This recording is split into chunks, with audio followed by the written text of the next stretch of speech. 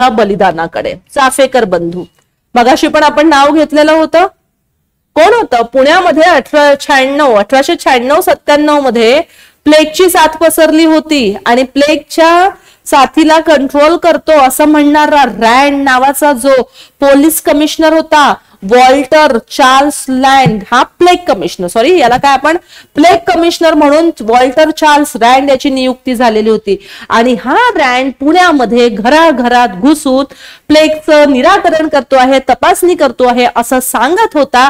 पण तो लोकांच्या धार्मिक भावना तिथे दुखावत होता, त्यांना बाहेर काढत होता, त्यांना फार त्रास देत होता. ठीक आहे. आणि याचा वचपा काढण्याचं ठरवलेलं आहे चाफेकर बंधू यांनी, ज्याच्यामध्ये क्रांतीवीर दामोदर हरी चाफेकर, क्रांतीवीर बाळकृष्ण हरी चाफेकर आणि वासुदेव हरी चाफेकर हे तीनही बंधू समाविष्ट आहेत.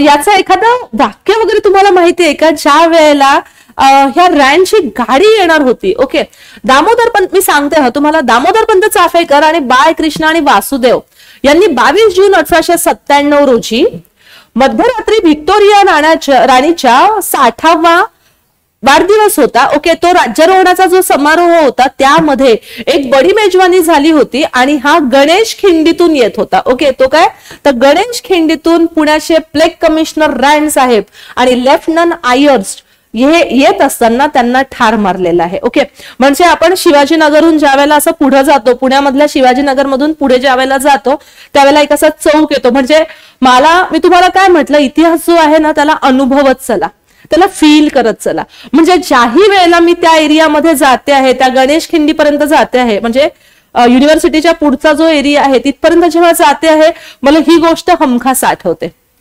रँडचा जो वध आहे आणि हे चाफेकर बंधूची नक्की मला तिथे गेल्यावरती आठवण येतच असते.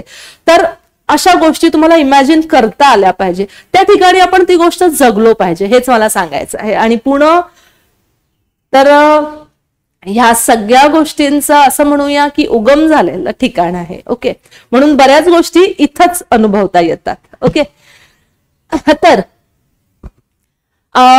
तर हे गणेश खिंडीतून ज्या वेळेला येत होते ना त्यावेळेला नवरात्रीचा उत्सव होता. ओके, काय आहे? नवरात्र उत्सव होता. आणि त्या दिवशी, म्हणजे यावरती PYQ आलेला आहे म्हणून हा पर्टिक्युलरली सांगते आहे, त्या दिवशी मग दामोदर आणि बाळकृष्ण पंत चाफेकरांनी काय केलेलं आहे तर याची हत्या केली. त्यासाठी त्यांना फाशीची शिक्षा झाली. ओके, त्यासाठी त्यांना काय तर चाफेकरांना फाशीची शिक्षा झालेली आहे. पण द्रविड बंधू जे होते, ह्या द्रविड बंधूच्या विश्वासघातामुळं आपले 2 भाऊ फाशी गेले. म्हणून त्याचा वचपा काढण्यासाठी वासुदेव चाफेकर यांनी द्रविड बंधूला ठार केले आणि मग वासुदेव चाफेकर यांनाही फाशी देण्यात आली. तर अशा प्रकारे ही रँडच्या वधाची घटना घडलेली आहे. ओके, माझ्या मते तो ज्या वेळेला येत होता ना तर एक नाटक वगैरे होतं, गोंद्या आला रे असं काहीतरी म्हटलंच गेलं होतं. आणि मग जशी त्याची बग्गी येते आहे त्यावेळेला हे त्यांच्यावरती गोळ्या झाडतात आहे, ठार करतात आहे त्यांना.